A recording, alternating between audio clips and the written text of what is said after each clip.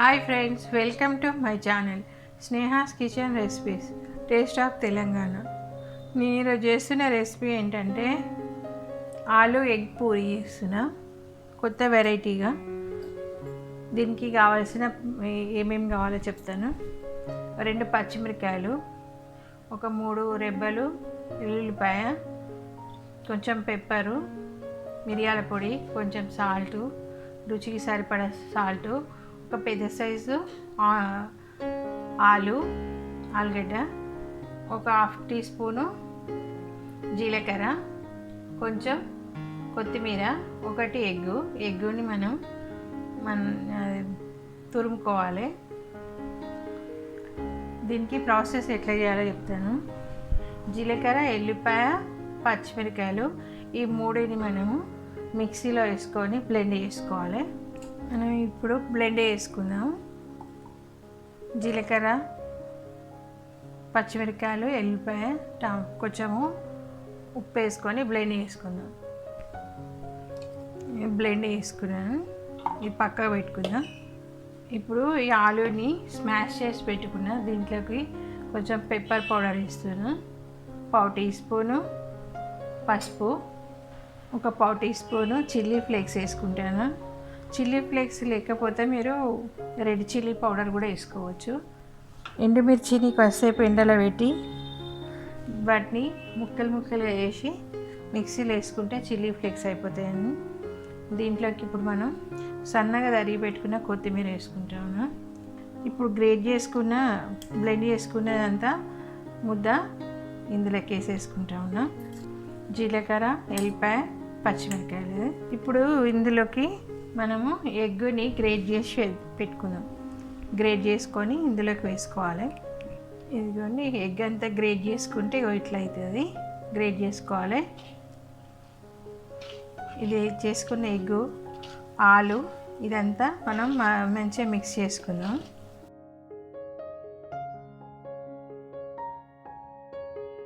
అంతా మంచిగా మిక్స్ చేసుకుని ఇప్పుడు ఇందులోకి గోధుమ పిండి వేసుకొని కలుపుకుందాం.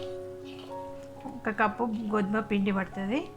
ఇదిగోండి, 1 కప్పు గోధుమ పిండి. దీంట్లోకి ఎంత పడుతుందో చూసుకొని వేసుకోవడమే, అంతే. ఇది మరీ మెత్తగా ఉండొద్దు.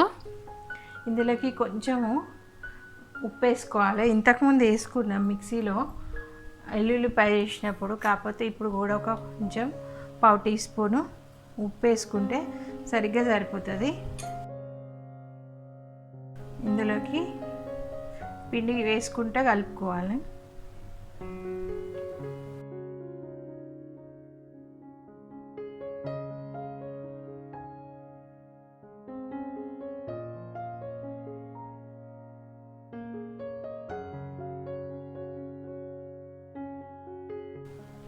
ఇందులో వాటర్ అస్సలు వేసుకోవద్దు. వాటర్ వేసుకోకుండానే ఇదే తడితోటి కలిపేసుకోవాలి. ఇదే తడి ఎక్కువైతే ఉంటుంది. ఇదిగోండి, ఆ పూరీ పిండిలాగా మంచిగా గట్టిగా అయింది.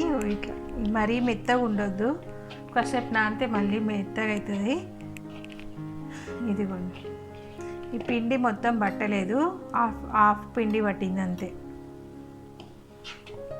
దీని మీద కొంచెం నూనె వేసుకొని కలుపుకొని ఒక 5-10 మినిట్స్ పక్కకు పెట్టుకుంటే ఈ పిండి అంతా మంచిగా కలుస్తుంది.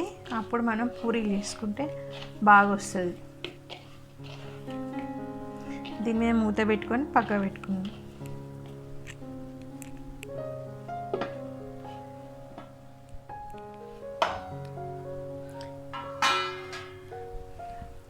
ఇది 10 నిమిషాలు అయిపోయింది, మంచిగా నానిపోయింది. ఇప్పుడు మనం దీన్ని చపాతీ పూరీలాగా ఒత్తుకుందాము.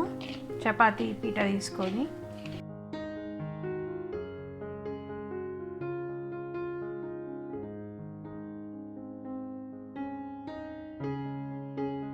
పూరీల సైజుకి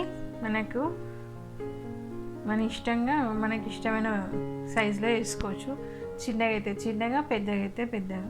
కాకపోతే ఇవన్నీ మంచిగా రౌండ్గా వేసుకోవాలి.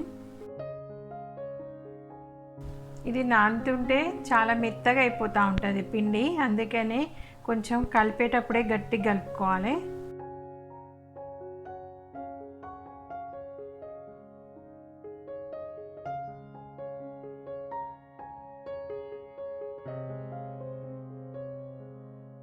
ఇట్లా చపాతీల పిండితోటి ఇట్లా ఒత్తేసుకోవాలి.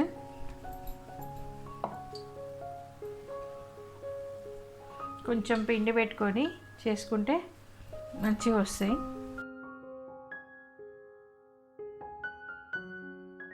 ఇప్పుడు మనం స్టవ్ మీద నూనె పెట్టుకొని కాల్చుకుందాం.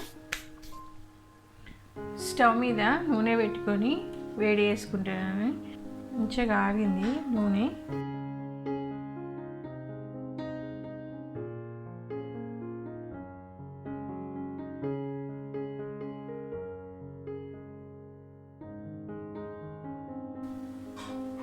ఇదిగోండి, చూసారు కదండి, ఇట్లా అవుతుంది.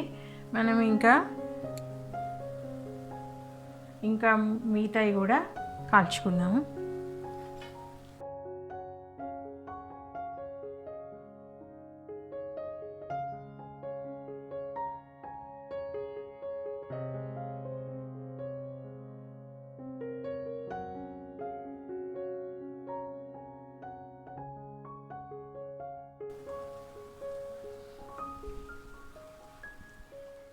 మీకు కనుక ఈ వీడియో కనుక నచ్చినట్టయితే లైక్ చేయండి, షేర్ చేయండి, నా ఛానల్ని సబ్స్క్రైబ్ చేసుకోండి మరిన్ని వీడియో అప్డేట్ కోసం. Thank you for watching my video.